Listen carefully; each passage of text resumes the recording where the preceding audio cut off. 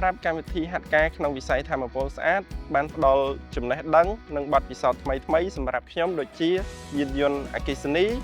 វិស័យធម្មពលស្អាតចំណេះជំនាញនៅក្នុងការវិស័យទាក់ទងគ្នាជំនាញទន់ជំនាញរឹង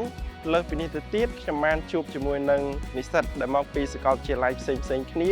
និងជំនាញខុសៗគ្នាបានជាខ្ញុំសម្រេចចិត្តដាក់ពាក្យចូលក្នុងកម្មវិធីនេះក៏ដោយសារតែខ្ញុំយល់ថាវាជាឱកាសមួយសម្រាប់ខ្ញុំធ្វើការត្រៀមខ្លួនក៏ដូចជាឈានជើងសាកល្បងចូលទៅក្នុងវិស័យធម្មពលស្អាតនិងក៏ជាការងារក្នុងក្តីសម័យផងខ្ញុំមកដែរបងខ្ញុំក៏ចង់ចូលរួមជួយបរិស្ថានក៏ដូចជាជួយអភិវឌ្ឍប្រទេសកម្ពុជារបស់យើងឲ្យឆ្ពោះទៅកាន់ប្រទេសបៃតងជាពិសេសទៅទៀតកម្មវិធីនេះក៏ស្របទៅតាមចក្ខុវិស័យនិងក្តីសម័យរបស់ខ្ញុំផងដែរ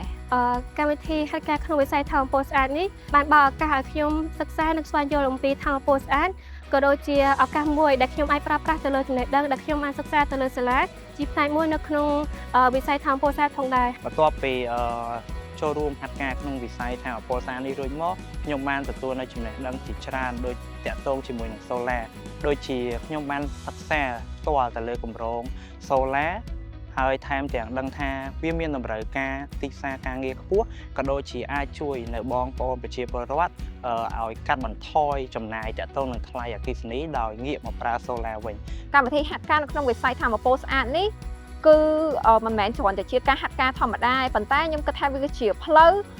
សំខាន់សម្រាប់ប្រទេសកម្ពុជារបស់យើងឲ្យឈានចូលទៅកាន់ការប្រើប្រាស់ធម្មពលស្អាតឲ្យបានកាន់តែច្រើនកម្មវិធីនេះបានផ្លាស់ប្ដូរការគិតរបស់ខ្ញុំទៅលើ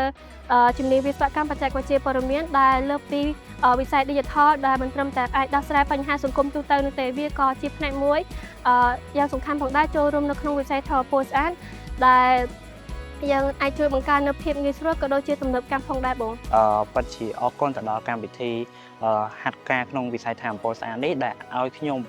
ជាផ្នែកមួយក្នុងការ